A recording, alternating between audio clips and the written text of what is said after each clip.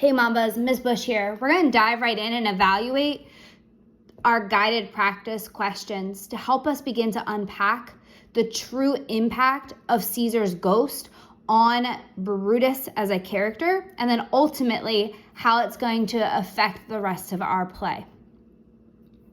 We need to first understand the basic plot points that are going along with the visit of the ghost. And so the first one is going to be for us to really dive in and ask, why is Brutus asking his servants these very seemingly weird questions?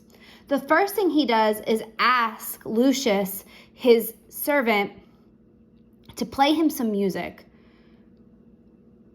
Thinking back on Act 2, Scene 1, when else did he ask Lucius in the middle of the night for help? If you said when he was in the garden, deciding when he was going to go ahead and join the conspiracy or not, you're correct. So we know this is not a habit that Brutus is having just one time. We're zooming in now on evidence that is a repeated idea that Brutus has done before. Last time he asked for a candle in his garden.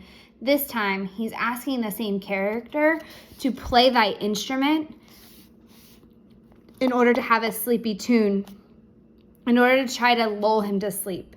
And so we know that this is a repeated habit for Brutus, in that simply, Brutus is a man who regularly cannot sleep. And so I need to begin to see why he's choosing to do these things.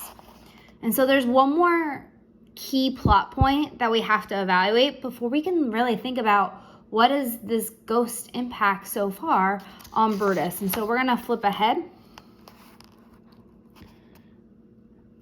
and move towards the response to the ghost, where he asks Varro, Lucius, and Claudius, two other servants with him, if they heard anything at all.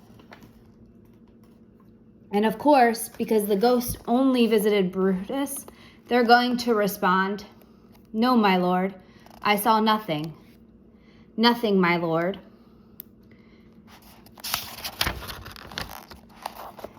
And also, "Nor I, my lord."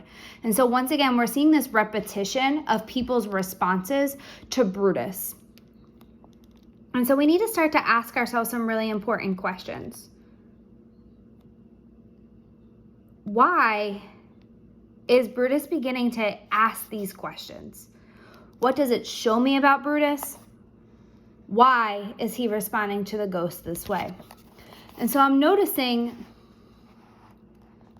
that he seems to not trust himself. He's asking, "Did thou dream that thou so cried out?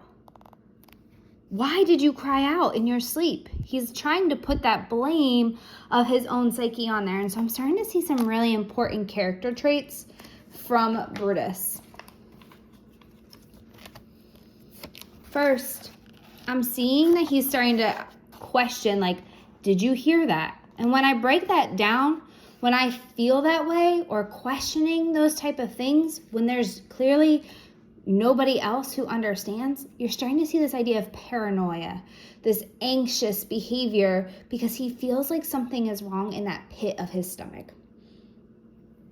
And so we got to really ask ourselves, why would Shakespeare include this? What is this showing me about Brutus? What do I know based upon these previous behaviors that he has done? A very similar action like this in his garden, is this showing me? The one thing that has stayed consistent about Brutus throughout the entire play is his internal conflict. He's continuing to question whether he did the right thing in killing Caesar and joining the conspiracy. Now that we have this background, let's go ahead and stamp those key pieces of how we broke down Brutus's reaction so we can begin to evaluate what the ghost is meaning symbolically for both Brutus and the rest of our play.